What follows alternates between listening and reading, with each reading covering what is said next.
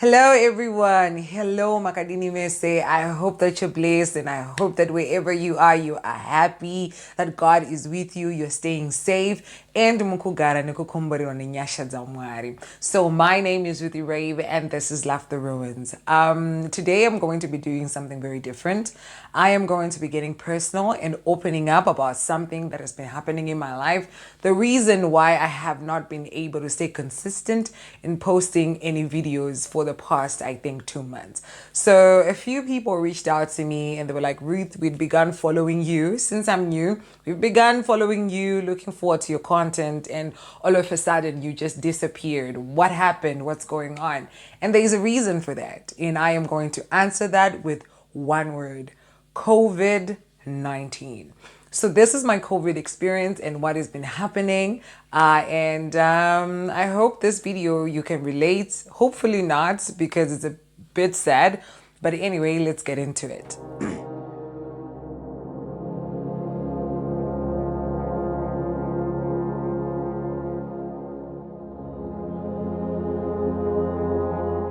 So,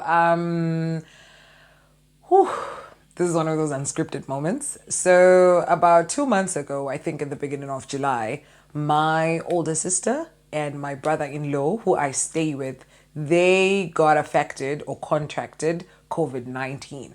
They have a 1-year-old son. So at first, it just looked like flu. It just looked like, a cold, you breeze by it. And before you know it, it was serious. They were now bedridden. They couldn't do much. They lost their sense of taste, sense of smell, and they were struggling to breathe properly. And I was like, oh my gosh, this is COVID. So I had to step up and began to look after them. But here's the thing, here's what COVID-19 does. You see it on the news, you see it being reported, stay safe and everything. But then when it happens to you, it's one thing to see it on the news, but then it's another thing for it to be so close to home. And that fear begins to creep up. Yes, I pray. Yes, I am a child of God, but that fear begins to creep up. And you're living with them. You are taking precautions. You're wearing your masks. I was wearing double masks. You are sanitizing. You're cleaning the house with jig, everything. But at the same time, you're living with two people who have COVID and you have to take care of them, because if you do not, then what's going to happen to them? And then that sort of fear of what is going to happen to me. What is happening to me? Am I going to also be sick? And if I'm sick, will I be able to be okay? But surprisingly, I did not get sick. I had COVID, but I did not get sick. I did not have any symptoms, but I did manage to always stay indoors. We didn't go anywhere. So 2 weeks into them not feeling well, me always being on edge, yeah, I would pray and I would tell God, please help me, please be with me. And everybody in my family was praying for my sister and my brother-in-law. 2 weeks into the illness, one of our other sisters calls us and says they're all sick. Okay. So we're like, So me, having seen my older brother and my older sister sort of like begin to recover, I was hopeful, I was like, they will get well, they will get better.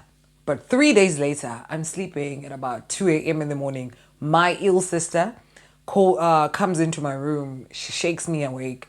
Bamkuru Peter is no more. That was something that I was not prepared for. I was in shock. My sister's husband had died, and then my other sister is ill and her husband is also ill, and you're right in the middle of it. All these thoughts begin to run into your head. What? This is not true. I mean, I think the hospital has made a mistake. This is not real. What? My Amkuru is now a statistic.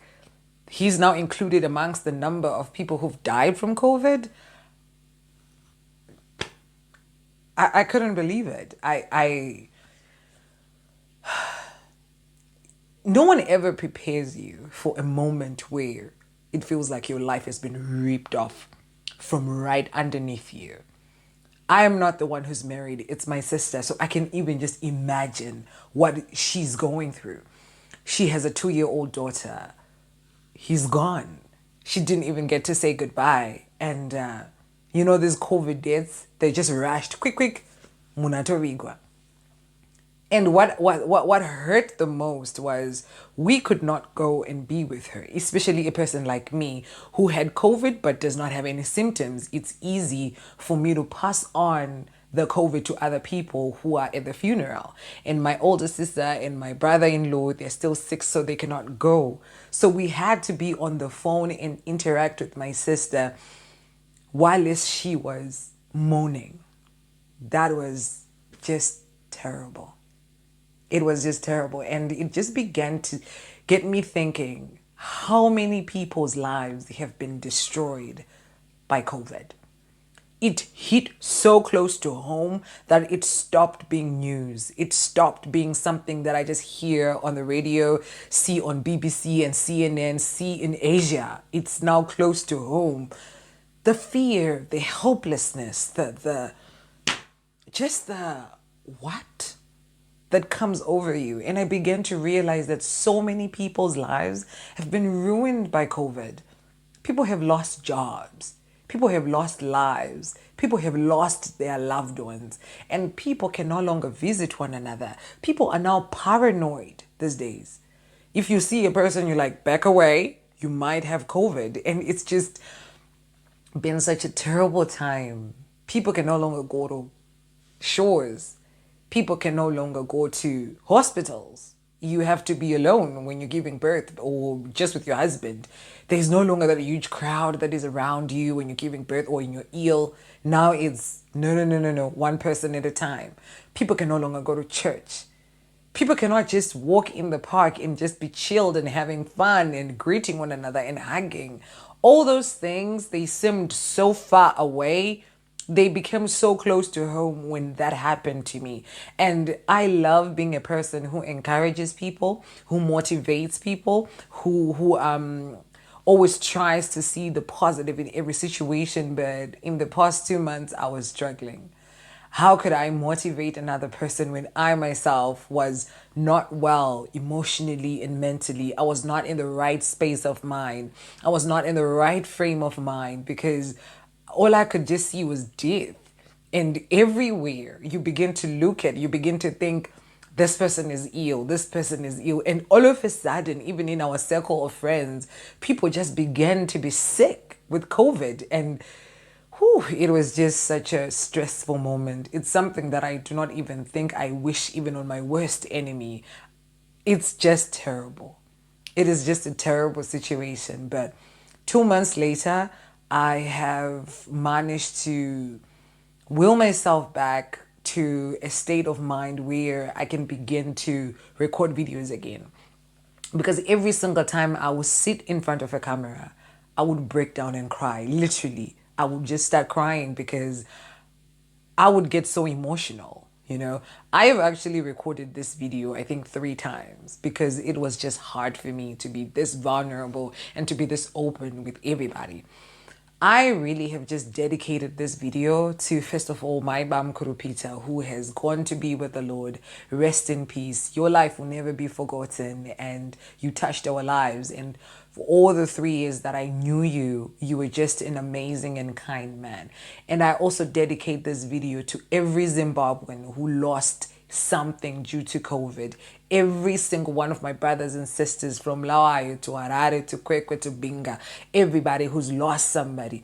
And then the rest of the world, everyone who lost something and someone due to COVID.